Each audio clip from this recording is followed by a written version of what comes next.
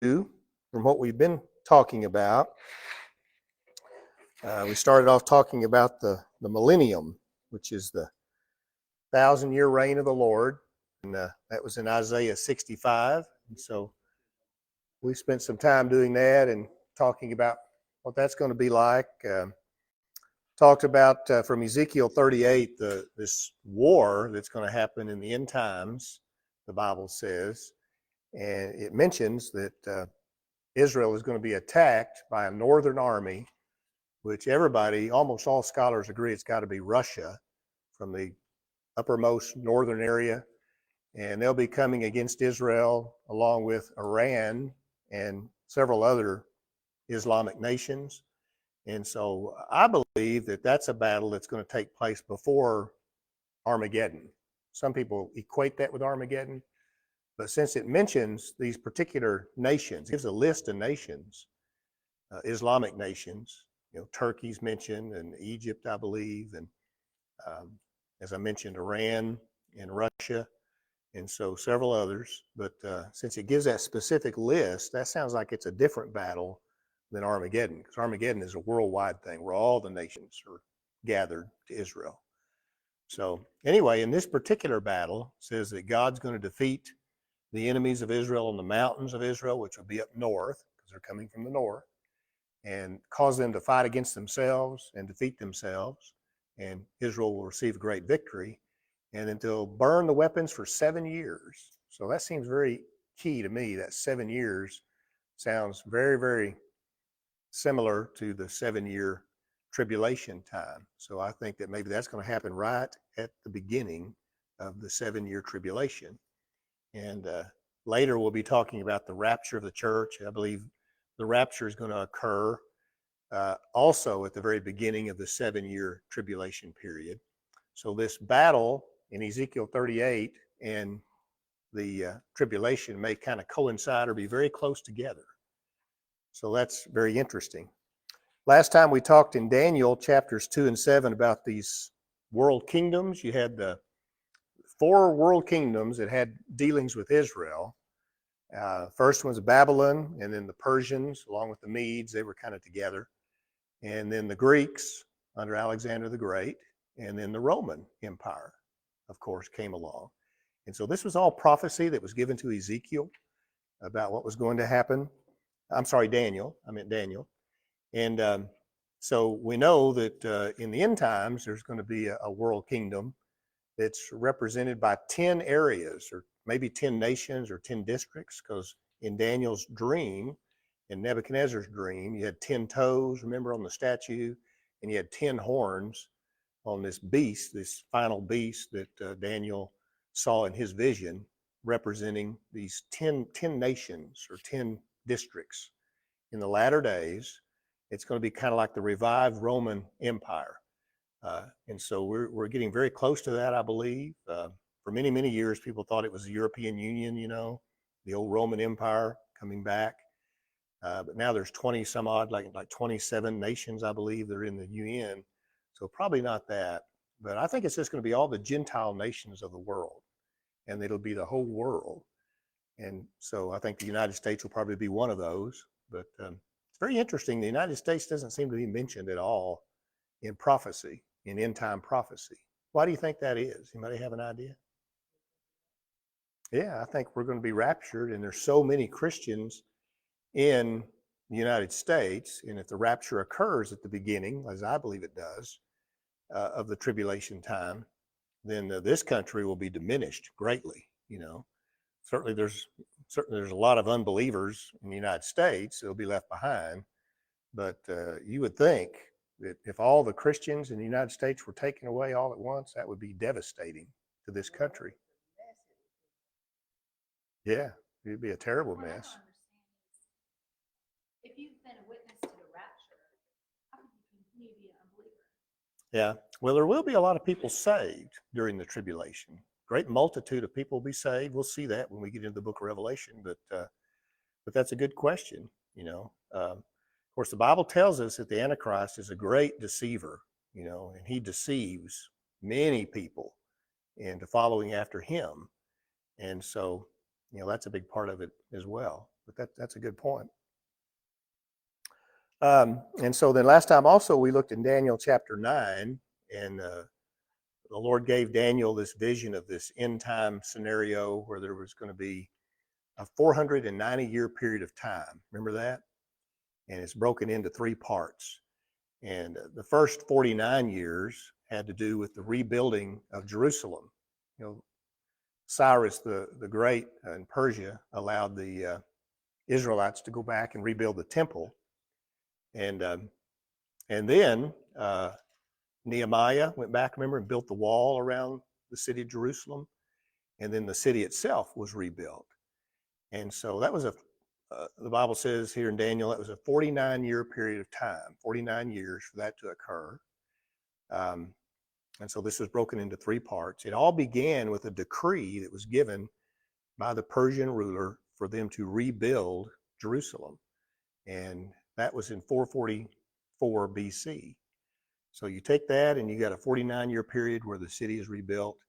And then there's another period that follows that. It's called 62 sevens, which is 434 years, that bring us up to the time that the Messiah, the anointed one, would be cut off, which has to refer to Jesus and his crucifixion.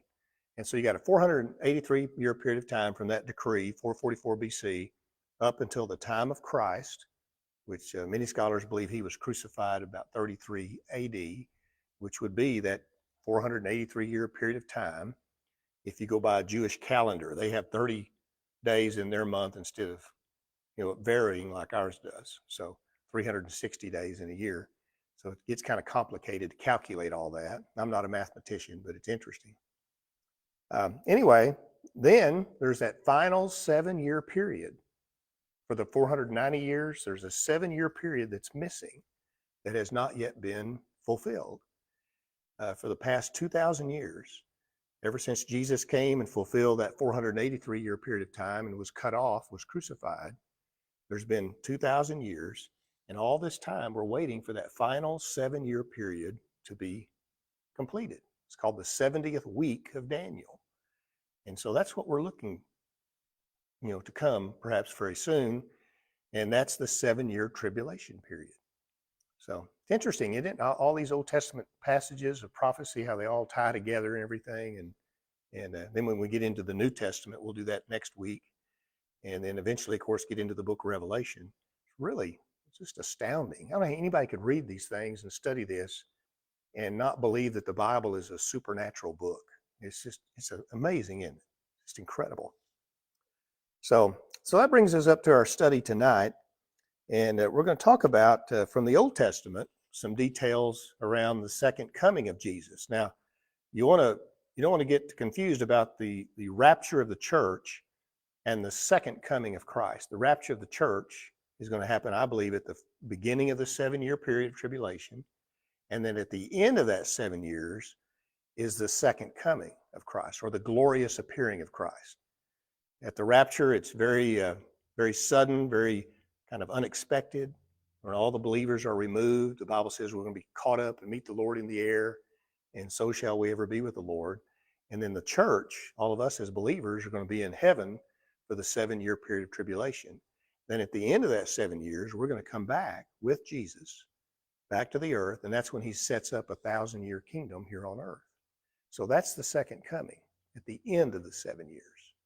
Anybody got a comment or a question? Or y'all kind of look like a cow looking at a new gate or something. Okay. Well, let's look in Ezekiel. Back to Ezekiel for just a little bit here. Ezekiel chapter 43. We looked at this before, the first 5 verses.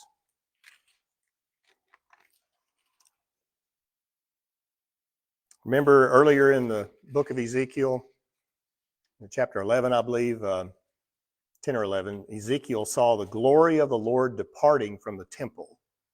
And of course, that occurred when the Babylonians came and destroyed the temple, and they carted off a lot of people, including Ezekiel. And so he saw the glory of the Lord leaving the temple. The Ark of the Covenant was carried off, and all of that.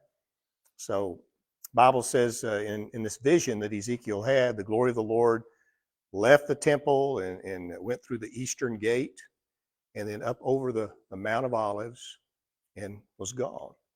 And so since that time, the glory of the Lord has not been in the temple. They did rebuild the temple, but there's no indication that the glory of the Lord was in the temple again. No indication that the Ark of the Covenant was in the temple after all this time. And so I believe it will be again, in the millennial temple. We've talked about the millennial temple.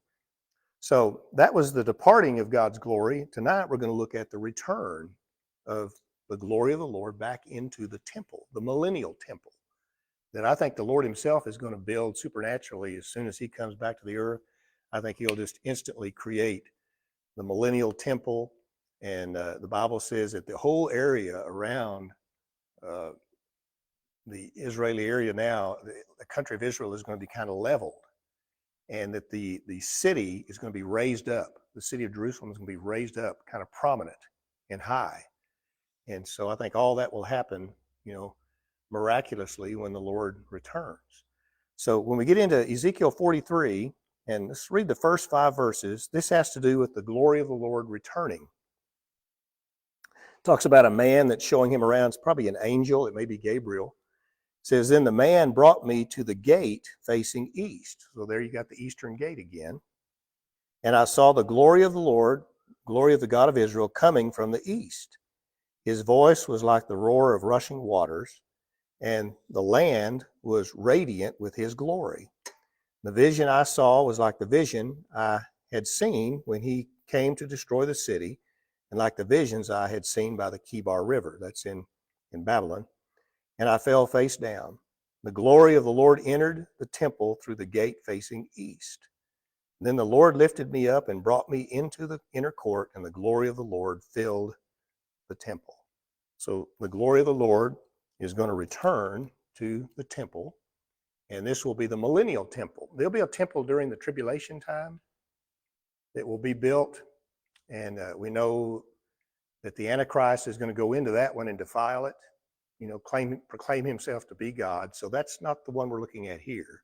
That one's going to be done away with when the Lord returns, and there'll be a brand new temple. It's different than any temple that's ever been, and the dimensions and everything are in the chapters that follow here in Ezekiel, all the way through, I believe, chapter 44. That gives the dimensions and everything. It's amazing. It's really interesting to read through that. It's kind of technical, but it gives all the information about this millennial temple.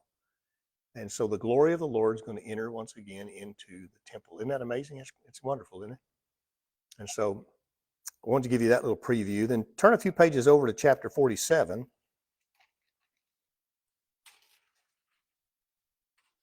And we're going to talk about a river. A river of living water. What is, in the Bible, what is living water? That's mentioned quite often. What is living water? Living water is water that's moving. It's fresh water, so it's moving. And so it's got oxygen in it, gives life. When they would baptize somebody in a mikveh, they have these mikvahs during the time of Christ, where a person would have to be immersed and ceremonially cleansed and purified before they could go up on the Temple Mount. It was a ritual bath, and it had to be moving water. And so it had to have some water coming in and then water going out to keep it fresh. And so living water is water that is pure, it's oxygenated, it's all that, it gives life. And so it's called living water. And so it's symbolic, but it's literal too. It's cleansing water.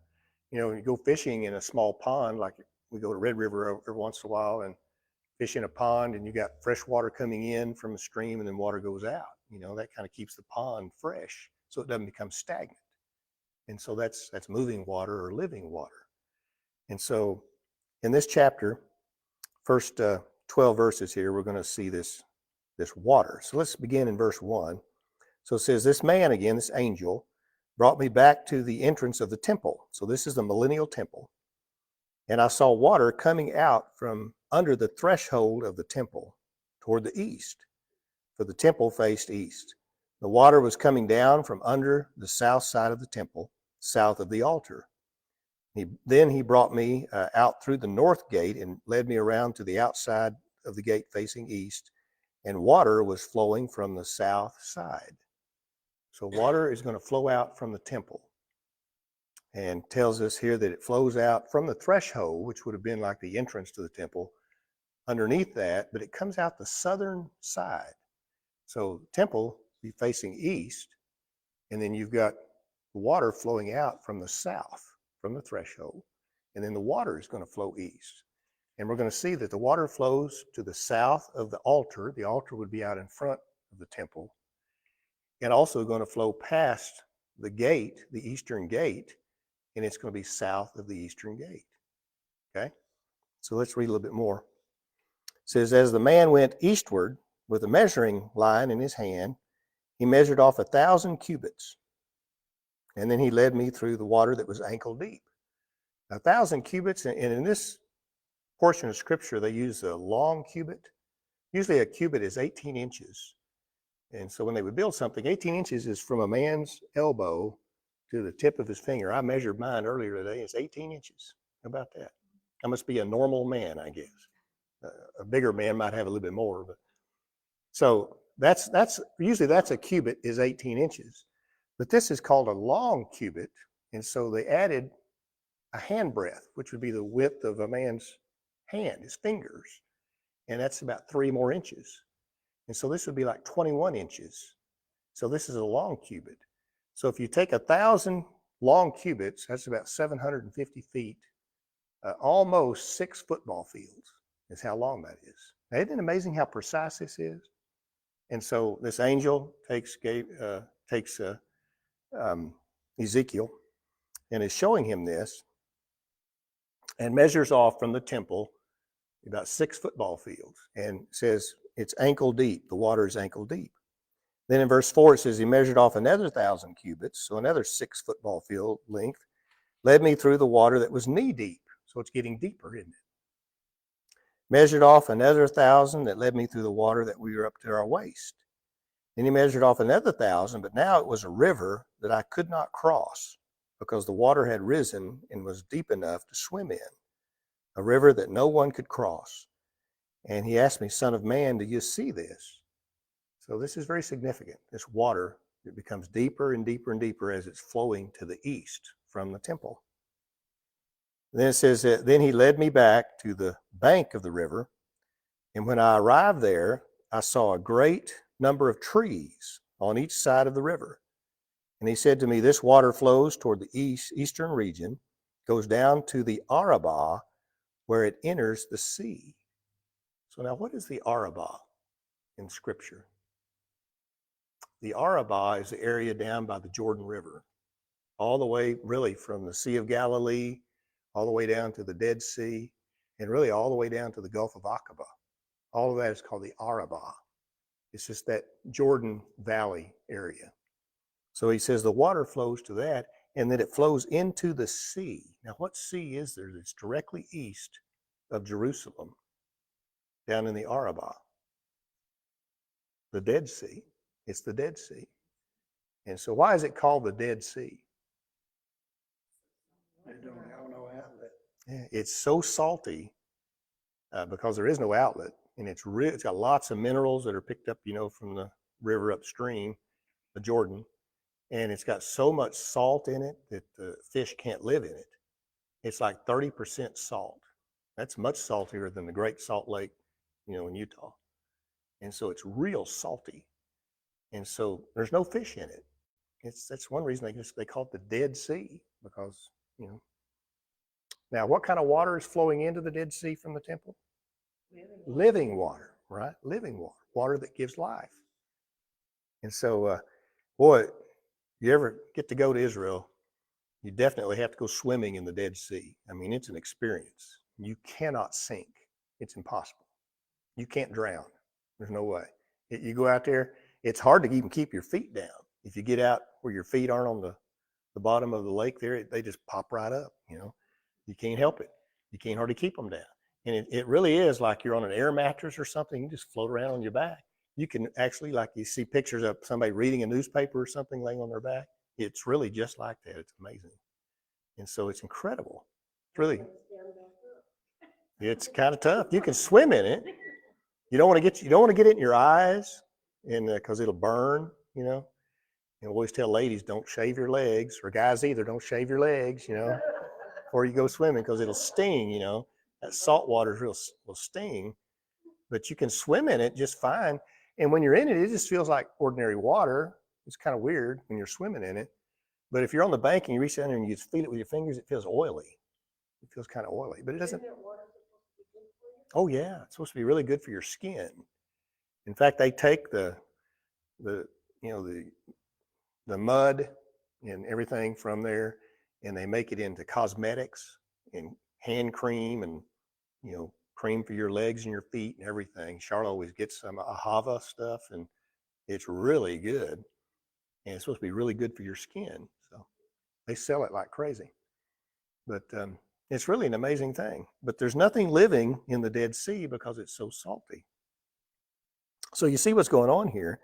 This living water is flowing from the temple of God, where the glory of the Lord has re-entered the temple, and this living water is flowing to the east over to the Dead Sea. Okay, where do we leave off here? Okay, then it says, when it empties into the sea, the water there becomes fresh. So it's going to make the water fresh.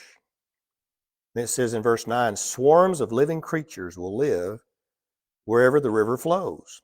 There'll be large numbers of fish because this water flows there and makes the salt water fresh. So where the water flows, everything will live. And it says fishermen will stand along the shore from En-Gedi. Now En-Gedi is where David would go to hide out. Remember when he was running from Saul? There's a place there today called En-Gedi. It has caves and everything. So that's a place today we know about. It says fishermen from En-Gedi to En-Eglam, which they believe may be up north, toward the northern portion of the Dead Sea, said there will be places for spreading nets, and the fish will be of many kinds, like the fish of the Great Sea. What's the Great Sea? Mediterranean. Now, Mediterranean is salt water. It's the ocean. So it's got different types of fish. It doesn't have freshwater fish. But I think what this is telling is there's going to be a lot of fish in the Dead Sea, just like there's a lot of fish in the Great Sea, or the Mediterranean. But it says the swamps and the marshes will not become fresh. They will be left for salt and probably for hand cream and stuff like that. Right? And it says fruit trees of all kinds will grow on both sides of the banks of the river.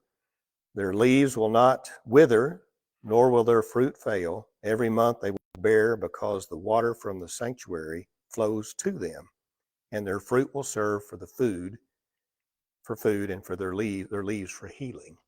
Okay. Now I think there is symbolism here. Obviously, it's life from death, right? This Dead Sea is being made alive again with the fresh water that's coming to it. And so anyway, I think there is some symbolism there, but I think it's very literal too, don't you? I mean, look at all the details here that it gives us. And it talks about the fishermen. It actually gives places where they're going to fish along that shoreline there, western shoreline. And so I think it's very, very literal. I take it to be very literal, not just symbolic, but literal. So, okay. So it says that every month they will bear fruit, because the water from the sanctuary flows to them, and their fruit will serve for food, and their leaves for healing. So there could be symbolism there as well, healing, but I think it's very literal. So there will actually be fruit on these trees that are on each side of the bank of this river. So clearly there's some symbolism, but I think it's very literal as well. And this is going to happen when Jesus comes back and enters into the temple. The glory of the Lord will enter into the temple. Now, it says he goes through the gate facing east. Now, I've shown you a picture of that before. What's significant about that gate today? There's a gate there today. Yeah, it's been sealed up. And the reason it's been sealed is because the Muslims know about this prophecy in Ezekiel and they're trying to prevent that from happening, and the glory of the Lord entering the temple. And so right after they built that wall and that gate, they sealed it up to try and prevent the Lord from entering that gate and going into the temple. Isn't that crazy? And also we mentioned that they buried people, they buried Muslims there in front of that gate to try and prevent a Jew, a Jewish rabbi or a Jewish holy man would not want to go through a cemetery and be defiled. And so that's what they've done. They sealed the gate and they buried their dead in front of that gate to try and prevent it. So yeah, so they believe the prophecy, don't they? They take it very literally, don't they? A lot of scholars try to make everything symbolic, but I think the best way to interpret the Bible is to take it very literally, unless it's obvious that it's symbolism. So I think this is both. I think it's symbolic, but it's also very literal as well. I saw a documentary, I was telling Charlotte earlier today, where a university student, he went to the University of Jerusalem, this was years ago, and they were interviewing him. And he was standing there in front of that eastern gate that's there now. And that was built about 500 years ago. And so it's not the original gate. But he said he walked up there toward the gate and was looking at it, probably touching it and all that. And suddenly the ground gave way underneath him. And he fell down in this hole. And of course, there's graves everywhere. And he said he saw skeletons and all that down in there, But he actually took a picture. He had a camera and he looked up and he could see the arch of the gate that was underneath the present gate. So we know that the gate that is there now is built over the previous gate that was there before. Maybe all the way back to, who knows? Herod's temple, I guess, the second temple period. So how about that? Pretty cool, isn't it? All right. We'll look over to almost to the end of the Old Testament to Zechariah, second to the last book, just before Malachi. And we're going to look at chapter 14 of Zechariah and compare that with what we just read in Ezekiel. So Zechariah chapter 14. Zechariah has a lot of prophecy in it. In chapter 9, he gives us a prophecy about Jesus riding the donkey, into the city of Jerusalem. In Zechariah 9, chapter 9, verse 9, talks about the king of Israel coming into the city of Jerusalem, humble and riding on a donkey. So we know that's a prophecy. It's mentioned in Matthew's gospel. Also in chapter 11, he talks about 30 pieces of silver that were paid to betray the Lord. And so that's a prophecy that we know was fulfilled by Jesus. And in chapter 13, it talks about the Lord's shepherd being struck and the sheep scattering. And that's when Jesus was arrested. Remember when Judas came and betrayed him with the soldiers, and it fulfilled the prophecy in Zechariah that the shepherd would be struck and the sheep would scatter. And all his disciples ran, remember, when he got arrested. So there's 3 big prophecies right there in the book of Zechariah. So we're going to look at another one about this river. Zechariah mentions it as well. So chapter 14, look at verses 1 and 2. It says, "A day of the Lord is coming when your plunder will be divided among you.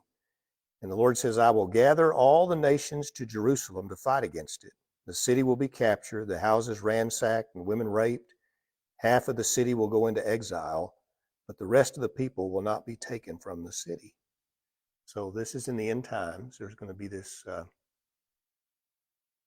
conglomeration of nations coming against Jerusalem. And here it says God brings them there. So God is orchestrating all of this. But this, I believe, is part of the battle of Armageddon. That final battle before the Lord returns. And so there's a showdown here between the forces of good and the forces of evil. And the Lord himself is going to fight against these nations that are coming against Jerusalem. But the Lord kind of draws them into this battle to come to Jerusalem. And, the Antichrist is involved in all this as well. The nations are probably coming against him as well. But this is all kind of orchestrated by the Lord. It says that many of the houses will be ransacked. city captured, women raped. Does that sound familiar? Yeah. The things that have been happening here lately? The Muslims, the Hamas, that attacked the Jews that were living close to the Gaza Strip, and 1,200 were killed, and women raped, people beheaded. I mean, horrible things. And they kidnapped all these people. There's still like 136 hostages that are being held right now in Gaza. We sure need to pray for them and what they're going through. But that kind of thing is going to happen on a much bigger scale when all these nations come against Jerusalem. But a lot of people hate the Jews, don't they? We see all this. In America, I don't understand. Yeah, even in our country, there's all this anti-Semitism, this hatred of the Jews.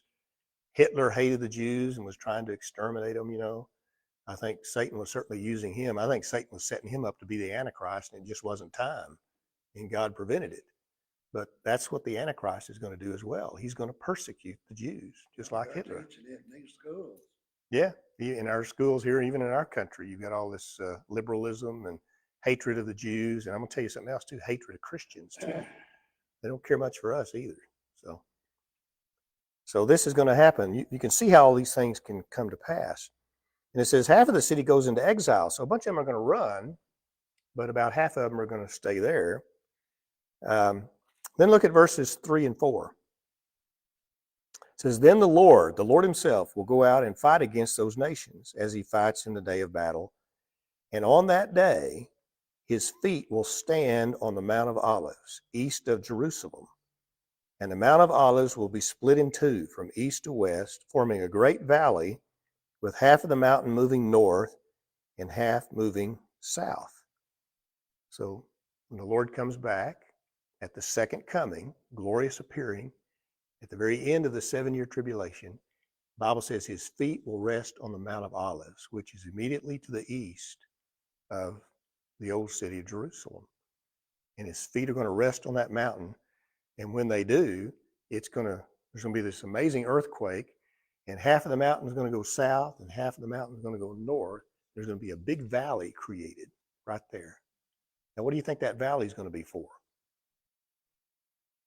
The river. The water, I think, is going to flow through that valley. Now, that's the same location Jesus ascended from 2,000 years ago. Remember, he ascended from the Mount of Olives. And so, to this day, they've got this big tower that's built there at the very peak of the Mount of Olives. It's called the Tower of Ascension. And so they think that he ascended at the very peak. Now, the Bible doesn't say it was at the peak, but it could have been. It kind of makes sense that it might be. So he's going to return to the same place he left 2,000 years ago. When Jesus ascended and people were watching him go up into the air, some angels appeared. What did the angels tell the disciples that were watching him go up? You remember? They said, men of Galilee, why are you standing here watching him ascend? And they said, this same Jesus that you see ascending will return in like manner as you see him leave. And so he's going to come right back down to the very same place he left 2,000 years ago. How about that? And we're going to be coming with him, right? Because we've been with him. We got raptured out of here 7 years earlier. We've been with him in heaven all during the tribulation time. We're going to come back at the end of that 7 years with him and the angels, everybody. And the Lord's foot's going to rest on that Mount of Olives, and it's going to split just like that. Great earthquake. And then the glory of the Lord is going to do what? Move to the east, go through the eastern gate, and right into the temple, the millennial temple. And the glory of the Lord is going to re-enter the temple. Ezekiel saw it leave before, and then we saw in chapter 43 where he saw the glory of the Lord return. Now Zechariah is describing the same thing. Isn't that cool? All right. Any questions, anybody? All right, look at verses 5 through 7. He says, you will flee by my mountain valley. So a lot of people are going to run. And there's a valley right there other than the one that's going to be created. The Kidron Valley is there today. That's the valley that Jesus crossed with his disciples to go over to the Garden of Gethsemane to pray when he was arrested. It's there to this day. And so it could be that a lot of people are going to flee down the Kidron Valley to kind of get away from all this earthquake and all this devastation that's going on. He says, you will flee by my mountain valley, for it will extend to Azel. We're not exactly sure where that is. You will flee as you fled from the earthquake in the days of Uzziah, king of Judah. Then the Lord my God will come, and all the holy ones with him. Who are the holy ones? That's us, right? We've been made righteous because of our relationship with Christ. And on that day, there will be no light, no cold or frost. It will be a unique day without daytime or nighttime, a day known to the Lord. When evening comes, there will be light. So you're not going to have the sun and the moon giving light. It's going to be dark otherwise. But what gives it light? The glory of the Lord. The glory of the Lord is going to illuminate the whole place. Okay, verse 8. I notice this on verse 8. On that day, living water will flow out from Jerusalem, half to the eastern sea and half to the western sea, in summer and in winter. So Zechariah says it's going to flow both ways. Ezekiel just mentioned it flowing to the east, to the Dead Sea, and it made it fresh. But also water is going to flow to the west all the way to the Mediterranean. I don't know why that is, but what's that?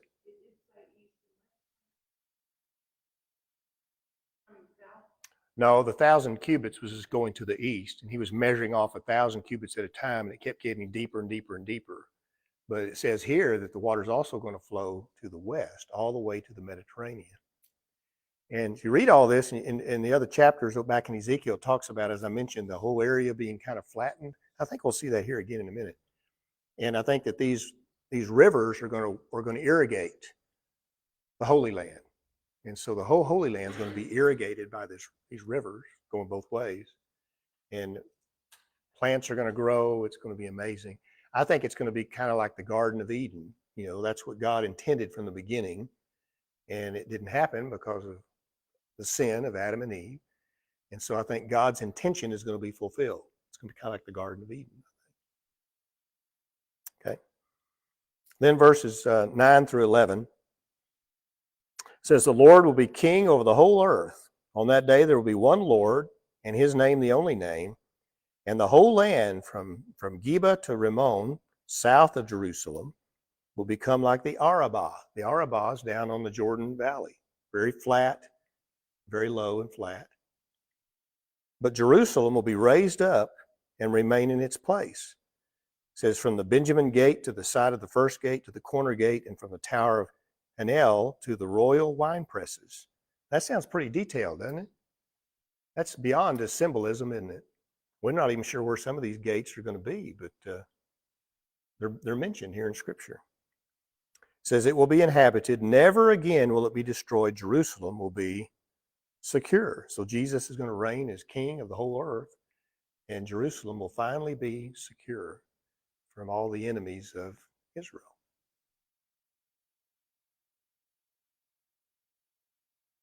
All right. Any comment or question about that, anybody? So you got this living water flowing both ways. It's going to make the Dead Sea fresh. It's also going to flow to the Mediterranean. It's going to irrigate the whole area. It says it's going to be flat. The whole area of Israel is going to be flat, kind of like the Arabah is now, the Jordan Valley. But that the area around the city of Israel is going to be raised up where the temple is at. Very prominent and raised up, which makes sense, doesn't it? Since it's where the temple is at, and the Lord himself is going to be in the temple. Okay, we get back to this battle. Look at verses 12 through 15. It says, this is the plague with which the Lord will strike all the nations that fought against Jerusalem. Their flesh will rot while they are still standing on their feet. Their eyes will rot in their sockets, and their tongues will rot in their mouths. And on that day, men will be stricken by the Lord with great panic. Each man will seize the hand of another, and they will attack each other. And Judah too will fight at Jerusalem, and the wealth of all the surrounding nations will be collected, great quantities of gold and silver and clothing. And a similar plague will strike the horses, the mules, the camels, the donkeys, and all the animals in those camps. So it says that this plague, or this affliction the Lord brings upon these enemies, they've all gathered against Jerusalem, will immediately consume their flesh on their bones.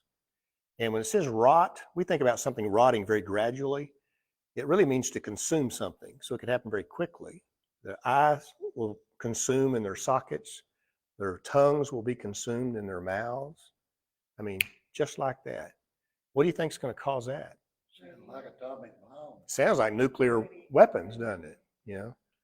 They say that, like a nuclear blast can cause a person's flesh to be eaten off their bones before the bones even fall to the ground. It sounds like that. I don't think this is nuclear warfare, even though it sounds, what I think it is? I think it's the glory of the Lord. The glory of the Lord. As he's entering that temple, it's going to consume all of his enemies and defeat them and destroy them. But it's going to be very similar to like a nuclear blast or something like that. And it says there's going to be panic. The Lord will create this panic, and each man will seize the hand of another. They're going to start killing each other. So if they don't get consumed by by this glory of the Lord, like a nuclear blast, they're going to kill each other. They're going to fight each other and kill each other. And I mentioned to you, this happened many times in Scripture. I counted like 7 times, I believe, in Scripture where this happens. And this is at the Battle of Armageddon. We see this again when we get in the book of Revelation, the same type thing. We saw this in the Battle of Ezekiel 38, didn't we? The Lord did the same thing. They were defeated on the mountains of Israel. Each man fought against his brother. Same thing happened in the story of Gideon. When Gideon attacked the Midianites, the exact same thing happened. Same thing happened with the Amalekites. I mean, there's 7 examples of this in the Old Testament and the book of Revelation where these men fight against themselves. That's how the Lord brings about their defeat. Okay. Verse 16. It says, then, after this is done, the survivors from all the nations that have attacked Jerusalem, this would be the folks that are not there, right, around the world, will go up year after year to worship the King, the Lord Almighty, and to celebrate the Feast of Tabernacles. And if any of the peoples of the earth do not go up to Jerusalem to worship the King, the Lord Almighty, they will have no rain. And if the Egyptian people do not go up and take part, they will have no rain. The Lord will bring on them the plague he inflicts on the nations that do not go up to celebrate the Feast of Tabernacles. This will be the punishment of Egypt and the punishment of all the nations that do not go up to celebrate the Feast of Tabernacles. So what was the Feast of Tabernacles anyway? What was that all about? It was one of the pilgrimage festivals. What did it commemorate? Remember? They built tabernacles or tents or huts all around Jerusalem every year. It was to give thanks for the fact that the Lord protected them when they were wandering in the wilderness for 40 years. Remember that? They were told to have this annual festival that commemorated the Lord's protection and provision for them. And so every year in the fall, they had this, usually it's in October, they build these huts all around Jerusalem. And it was a pilgrimage festival. All the men were supposed to come, all the Israeli men, they brought their families with them, would all come. It'd be like a big family reunion. Must have been a lot of fun, You can see kids running everywhere and stuff, and it's just amazing. And they did this for a whole week, for 7 days. They camped out with these huts, or these called a sukkot, kind of a tabernacle type thing. So it's called the Feast of Tabernacles. And so that's going to be required of all the representatives of the nation. I don't think it means every person, but I think it means every nation will have to send representatives on Sukkot, which is tabernacles, to Jerusalem to worship the King, the Lord Jesus Christ. And it's going to happen every year during the Feast of Tabernacles. Okay. Then it finishes up here in verses 20 and 21. It says, on that day, holy to the Lord will be inscribed on the bells of the horses. The cooking pots in the Lord's house will be like the sacred bowls in front of the altar. So holy to the Lord. The high priest on his turban had that written on his turban, holy to the Lord. And so now the whole area, the whole earth is going to be holy before the Lord. Because in verse 21 it says, every pot in Jerusalem and Judah will be holy to the Lord Almighty, and all who come to sacrifice will take some of the pots to cook in them, And on that day, there will no longer be a Canaanite in the house of the Lord Almighty. What do you think the Canaanites here represent? Who are the Canaanites? The land of Canaan.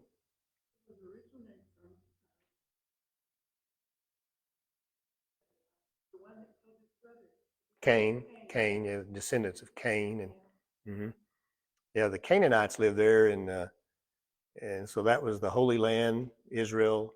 You know, when Israel was brought into the Promised Land, and then eventually they drove them out, and so they represent wickedness or evil because they were very wicked people, became very wicked and evil. So it just means that all the wickedness will be eliminated from the earth when the Lord comes back and sets up his kingdom. And so the Lord's going to reign from the temple, the millennial temple in Jerusalem. And this is how it begins right here. And he's going to reign for how long? 1,000 years. We're going to reign with him for 1,000 years on earth. And so we get into that a whole lot more when we get into the book of Revelation. This is all just background information. But isn't that cool? The river of the Lord flowing from the temple, and how the glory of the Lord re-enters the temple, and the Lord reigns from Jerusalem. I mentioned before, I think the Ark of the Covenant will be discovered somewhere, and I think it'll be brought to the Holy of Holies, and I think it's going to serve as a throne for the Lord to be seated on in the Holy of Holies. Now, do you think Jesus is going to be just sitting on that throne 24/7 all the time, day after day, year after year? What do you think? I don't think so. I think he'll make appearances, you know. I think we'll be able to go back and forth to heaven. We talked about that, you know, that we'll probably be able to go up to heaven and spend time there and come back down to the earth. And it says we're going to reign with the Lord for 1,000 years. But I think we can go back and forth, probably. Speculation, but kind of makes sense.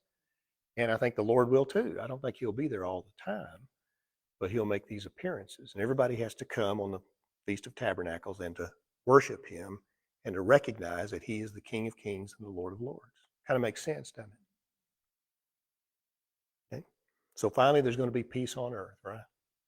For 1,000 years. Yeah.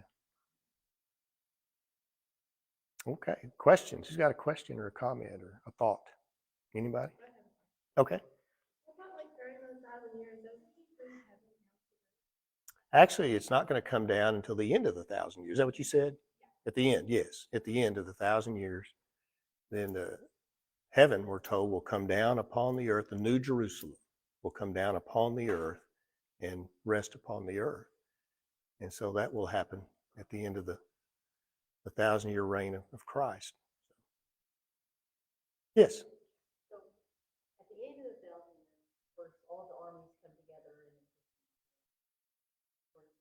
so if he's ruling on earth, Mm-hmm. how could people, go against him?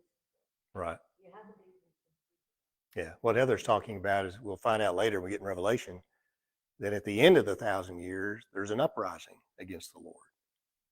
Now, where's the devil been for the 1,000 years? He's been in the hole. That's right. He's been thrown in the bottomless pit into Hades for 1,000 years. He's been locked up. He can't tempt anybody. He can't cause mischief. I think his demons are locked up too. And then at the end of the 1,000 year, he's released, we're told in Revelation. Why do you think he'd be released? Because there are new people being born. Yeah.